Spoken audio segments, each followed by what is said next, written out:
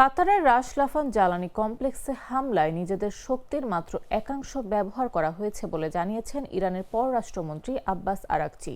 সামাজিক যোগাযোগ মাধ্যম এক্সে দেয়া এক বার্তায় তিনি বলেন, আমাদের সংযমের একমাত্র কারণ ছিল উত্তেজনা কমানোর আহ্বানের প্রতি সম্মান।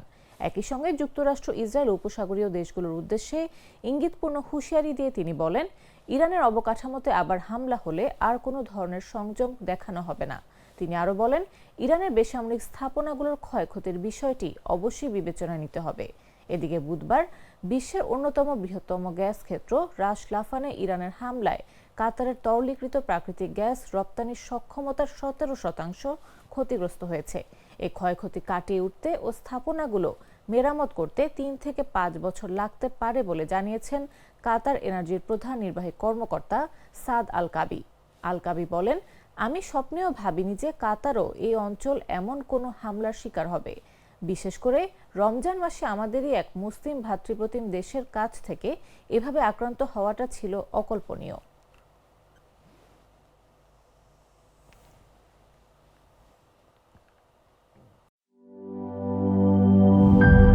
গ্লিটারের টুইন লেমন ও অ্যান্টিব্যাকটেরিয়াল ফর্মুলা বাসনকে চকচকে জীবাণুমুক্ত করে আমাদের দেয় গ্লিটার গ্যারান্টি।